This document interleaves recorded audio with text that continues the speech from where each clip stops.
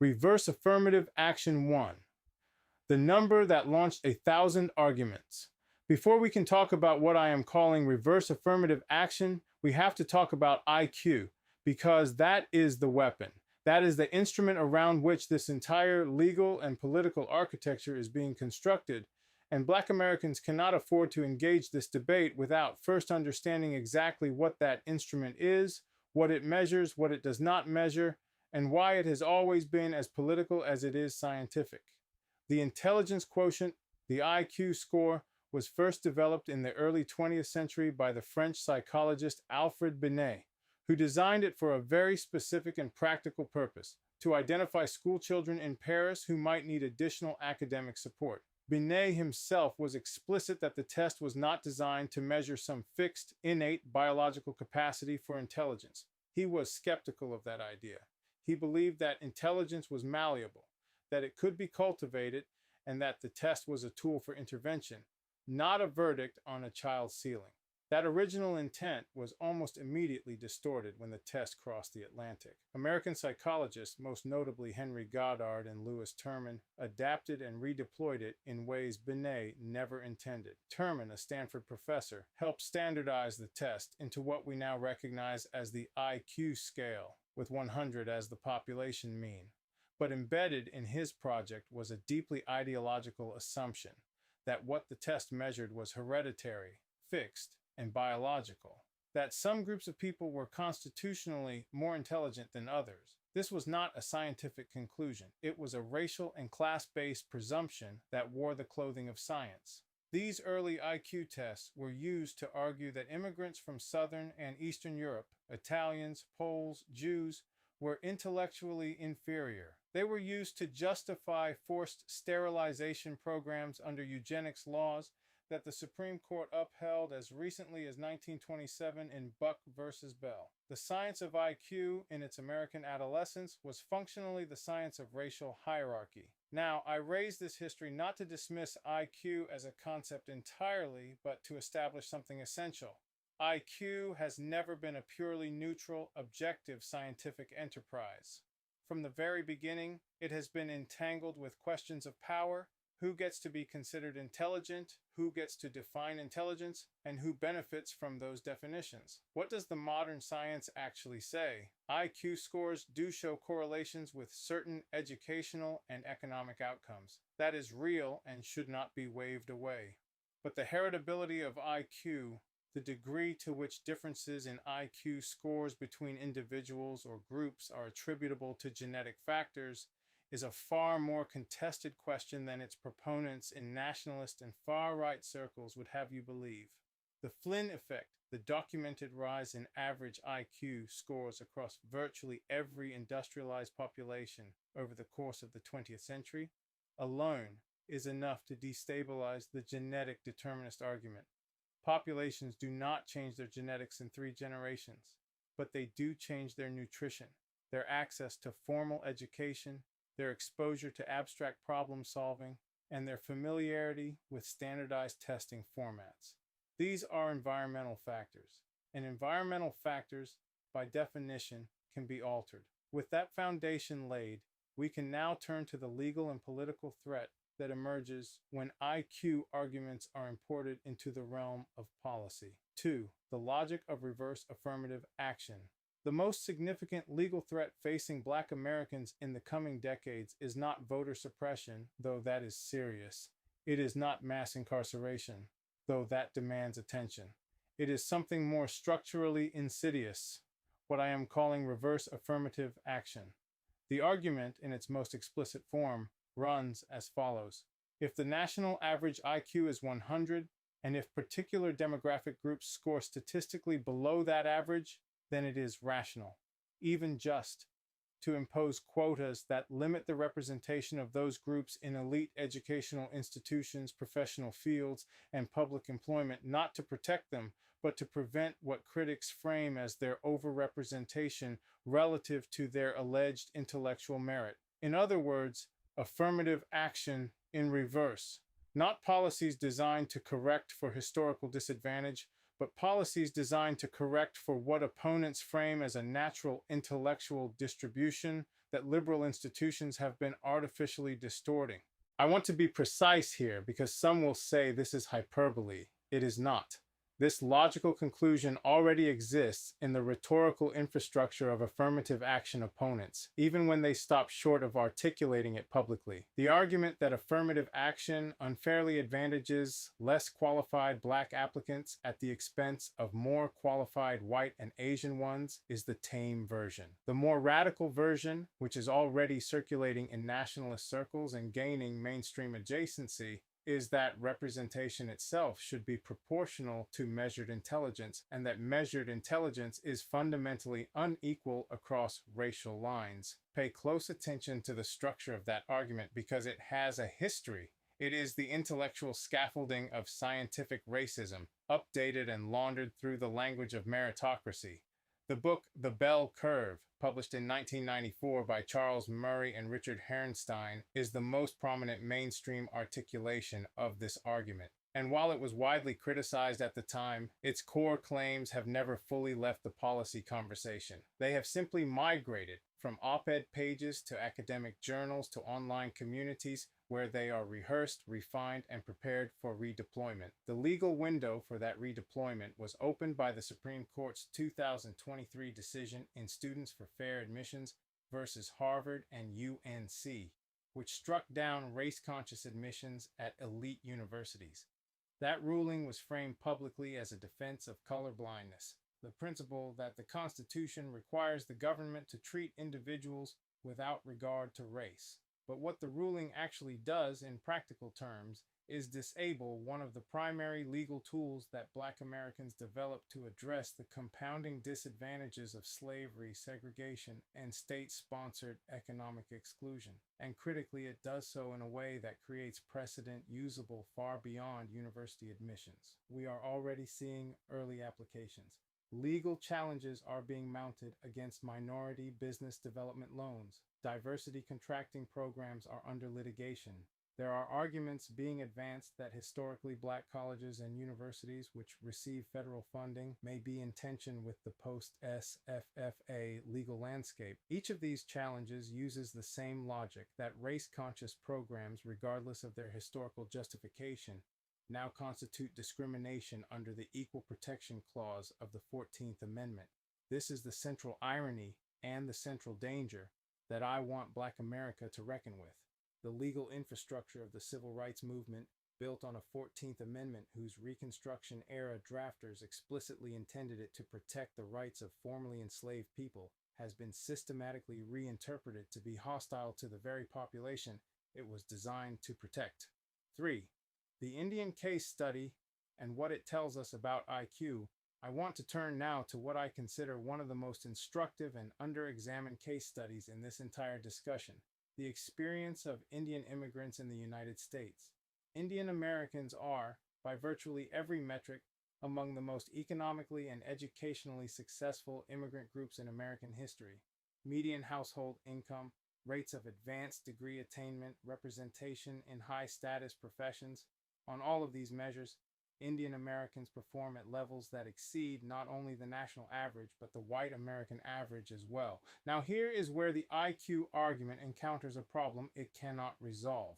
Nationalist and far-right commentators frequently cite India's estimated national average IQ, which various surveys have placed somewhere between 82 and 87, depending on the methodology and the source, as evidence that Indian immigrants are cognitively inferior to white Americans, and therefore their economic success is attributable to visa programs, specifically the H-1B visa, rather than merit. The argument is that Indians are displacing more qualified white American workers through a structurally preferential immigration policy. Notice the structure of that claim. It uses the IQ average of an entire nation, one of the most impoverished, environmentally stressed, and educationally uneven countries in the world, to make inferences about the innate cognitive capacity of a highly selected immigrant population. This is a logical error so fundamental that it suggests bad faith rather than genuine scientific inquiry. The Indian immigrants who arrive in the United States are not a random sample of the Indian population.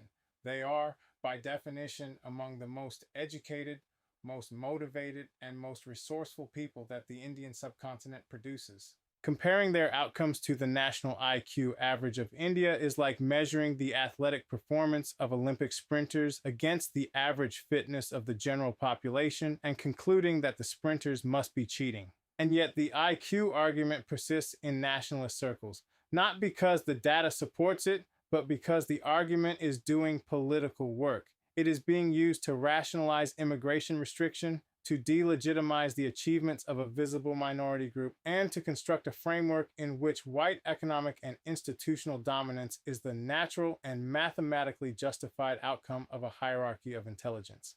This has direct implications for Black Americans for two reasons. First, the same argumentative template, low average national or group IQ as evidence of innate intellectual inferiority, is applied to Black Americans with considerably more aggression and considerably longer institutional history. If the Indian case demonstrates the hollowness of that argument, and I believe it does, then Black Americans have a powerful counter-narrative available to them, one that does not require disputing every IQ data point, but rather reframes what IQ data actually shows. Second, the treatment of Indian immigrants in nationalist discourse reveals something important about how visible minority status functions in American society regardless of economic achievement. Indian Americans are extraordinarily successful. They hold executive positions in some of the largest corporations in the world. They are overrepresented in medicine, law, and academia. And yet they are now being framed in the same circles that previously deployed the model minority myth against Black Americans as undeserving beneficiaries of a rigged system. This is not a coincidence. It is a pattern. Successful minority groups are not celebrated in nationalist discourse as evidence that the system is open. They are reframed as threats to white institutional standing, as evidence that the system has been captured and corrupted by interests hostile to the white majority. Black Americans should understand that this pattern has implications for their own situation, not as a reason for solidarity politics that ignores genuine conflicts of interest between minority communities, but as evidence that the metrics by which minority groups are evaluated are always downstream of political power, not upstream of it. 4. The assimilation problem and the limits of civil rights universalism. There is a broader structural argument that I want to make here, one that connects the IQ debate to a more fundamental question about the architecture of American democracy in the age of mass migration. The European immigrant groups who arrived in the United States during the late 19th and early 20th centuries, Italians, Irish, Jews, Poles, and others, were initially treated as racially distinct from Anglo-Saxon Protestant Americans. They were subjected to discrimination, their neighborhoods were surveilled, their loyalty was questioned, their names were anglicized under pressure. Entire federal bureaucracies were constructed to accelerate their assimilation into mainstream American culture. The national airways, radio, and later television were deployed as instruments of cultural normalization, and crucially, the legal framework of the era permitted discrimination against them, which created powerful incentives for their children and grandchildren to assimilate as rapidly and as completely as possible. Within 2 or 3 generations, they were white. Not because whiteness is a biological category, it is not, but because whiteness is a political and social category that expands or contracts based on the requirements of the racial hierarchy at a given historical moment. What enabled this transformation was visibility, or rather, the lack of it. European immigrants could assimilate into Anglo-Saxon American culture in a way that rendered their ethnic origins invisible to casual observation. Their children, educated in American schools and fluent in American English, could functionally pass. The discrimination they faced, while real, was ultimately soluble through cultural and linguistic conformity, because there was nothing in their physical appearance that permanently marked them as outside the dominant group. This option has never been available to Black Americans, and it is not available to Indian Americans or Chinese Americans or other groups whose physical appearance marks them as visibly non-white regardless of how completely they adopt American cultural norms. Consider the Chinese American experience. Chinese immigrants have been present in the United States since the mid-19th century. Many Chinese Americans today have no meaningful connection to Chinese language or culture. They are, in every behavioral and cultural sense, American. And yet they remain a visible minority. subject to the tropes, the stereotypes, and the periodic waves of hostility that accompany that status. The pandemic-era surge in anti-Asian violence was not directed at recent immigrants who had failed to assimilate. It was directed at people whose families had been in this country for 4 and 5 generations. Visibility is not assimilable. And this creates a fundamental problem for the civil rights framework as it was constructed in the 1960s.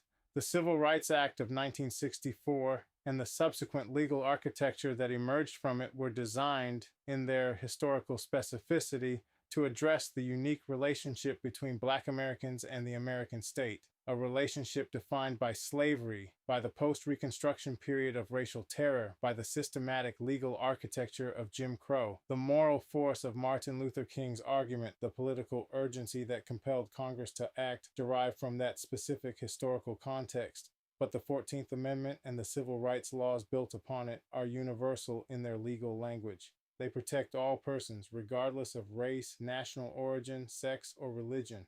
And in the decades since their passage, other groups, including groups that arrived in the United States well after the Civil Rights era, have claimed the protections of that legal architecture in ways that were not anticipated by its architects. This is not inherently illegitimate. The universalization of civil rights principles is not, in the abstract, something to be opposed. But what Black Americans must reckon with is the concrete political and legal consequence of that universalization in the current moment. The same legal framework that was designed to protect them is now being weaponized against the specific historically targeted interventions that were designed to address their specific historically grounded disadvantage. The SFFA ruling is the most prominent example, but the logic extends. And in an era when the coalition politics of the 1960s are no longer operative, when the ideological landscape has been fundamentally reorganized, Black Americans cannot assume that the legal infrastructure built during the civil rights era will continue to function in their interest simply because it was built in their name. 5. A strategic framework going forward. Let me close this chapter with what I consider to be the most strategically important reframing available to Black Americans in this legal environment. The nationalist argument deploys IQ data by comparing Black Americans to the white American average and concluding that the gap reflects innate, immutable difference. This framing must be contested, not by denying that gaps in measured outcomes exist, but by recontextualizing what those gaps actually show. The most powerful counter-argument is not genetic, it is comparative and environmental, and the Indian case is central to it. If a group with an estimated national average IQ significantly below 100, measured in conditions of pervasive poverty, malnutrition, and educational deprivation, can produce immigrant cohorts that outperform the white American average in virtually every economic and educational metric, then IQ as a predictor of group-level outcomes is demonstrably insufficient. Something else is doing the work. And that something else, the selection pressures of the immigration system, the cultural capital that educated immigrant families bring, the absence of the specific historical trauma of chattel slavery and legal apartheid, is precisely what the IQ argument ignores. Black Americans should advocate for IQ data to be contextualized against the national average, not the white average, and for that contextualization to include the full weight of the environmental factors that shape measured cognitive outcomes: generational poverty, residential segregation, underfunded schools, lead exposure in aging housing stock, chronic stress from racially targeted policing. These are not excuses, they are variables, and any scientific framework that purports to measure intelligence while ignoring these variables is not doing science, it is doing politics. Furthermore, the disparate impact framework, the legal principle that policies with racially unequal effects can constitute discrimination even in the absence of discriminatory intent, remains available as a tool. Arguments grounded in the historical legacy of slavery, segregation, and Jim Crow have not been foreclosed by SFFA. They have been narrowed, and narrowed arguments can still be effective arguments if they are deployed with precision and sustained with political will. The broader lesson is this: Black Americans built legal and political tools to address their specific historical situation. Those tools are now being dismantled or universalized in ways that neutralize their protective function. The response cannot be to pretend that universalization has not happened. The response must be to build new arguments, arguments that are historically specific, empirically grounded, and sophisticated enough to operate within the legal landscape as it actually exists, not as it existed in 1965. The IQ debate is not a distraction from that project, it is central to it, because the reverse affirmative action argument in all its forms rests on the claim that measured intellectual capacity is the proper and sufficient basis for distributing social opportunity. Dismantling that claim, carefully analytically with evidence, is one of the most important intellectual tasks facing Black American advocates in the coming decade.